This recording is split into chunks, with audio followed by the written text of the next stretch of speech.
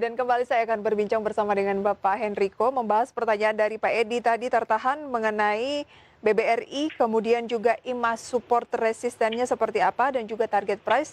Saya mau untuk jangka pendek dan juga jangka menengah. BBRI seperti apa Pak Henrico? Oke, ya untuk BBRI juga kurang lebih sama ya. Hari ini dia berhasil break resisten jangka pendeknya juga, tapi volumenya masih cenderung kecil ya. Untuk supportnya yang paling dekatnya ada di level 3.000 sampai 3.010. Kemudian resistennya ada di 3.200 sampai 3.230. Baik, resistennya boleh diulang lagi Pak Henrico? 3.200 sampai 3.230. 3.200 sampai 3.220 ya? Iya, betul. Oke, berarti untuk BBRI ini kalau kita lihat update-nya sampai dengan saat ini berada di 3.160. Mungkin bisa buy on weakness ya? Ya, lebih prefer buy on weakness sih Mbak. Kita tunggu di dekat-dekat supportnya ya. Kalau jangka agak menengah, kira-kira targetnya kalau sudah break di level yang Anda sampaikan tadi, berapa berikutnya Pak? Untuk BRI next-nya ada di level 3.400 sampai 3.450 Mbak. Oke, tapi untuk jangka pendek dan jangka menengah ini adalah tergolong emiten yang oke?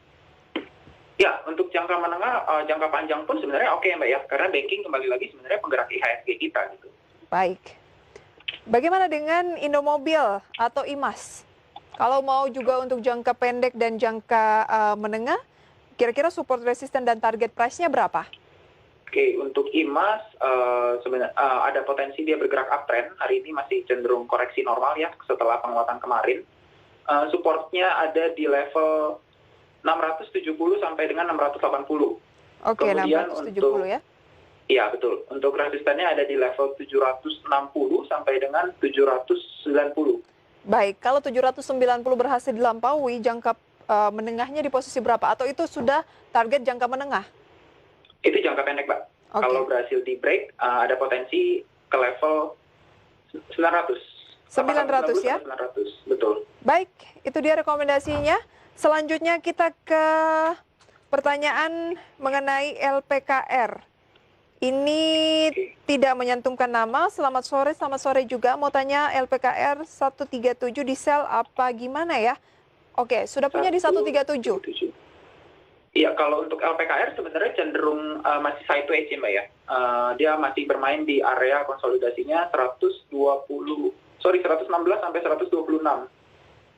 Jadi 131 cukup tinggi juga ya. 137. Sampai ke level situ. Betul, iya 137 masih agak tinggi juga ya untuk betul. Area sekarang ini. Dia masih konsolidasi dan kita belum bisa lihat arahnya menuju kemana. Kita cuma bisa melihat range main dia saat ini 116 sampai 126 aja. Kalau Pak Henrico punya di 137, katanya baiknya di sell apa gimana?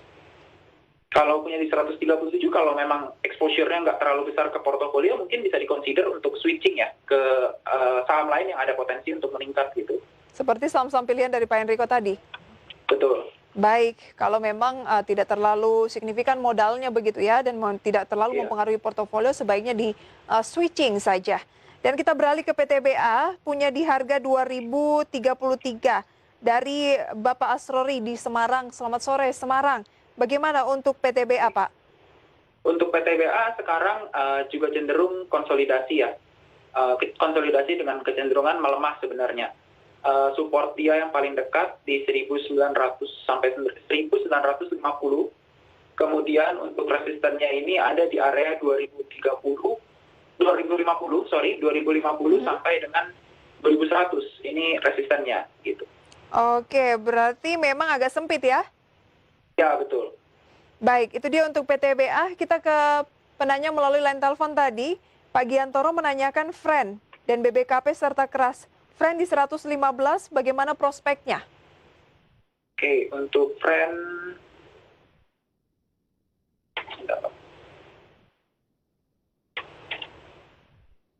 Kalau kita berbicara Telkom tadi ya, ISAT, kemudian juga XCL.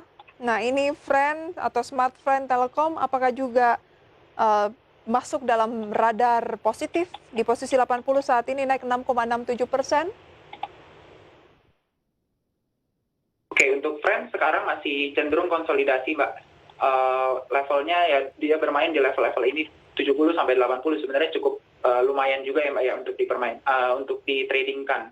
Jadi area ini yang kita lihat sekarang ini yang kita perhatikan 70 sampai dengan 80. Kalau sudah punya 115, apa yang harus dilakukan? Mungkin bisa dikonsider untuk switch ya Mbak ya, karena kecenderungannya masih menurun untuk saham Friend ini. Oke, itu dia ya Pak Giantoro, kecenderungannya masih menurun. Kita ke BBKP 222. Adakah BBKP lebih menarik dibandingkan dengan Friend? Oke, untuk BBKP Bank Bukopin ini naik hari ini 4,7% ya di 220, sebenarnya masih pada level-level pembelian ya? Iya. Pembelian dari Pak Giantoro. Mbak, tadi BBKP dan keras ya Mbak ya?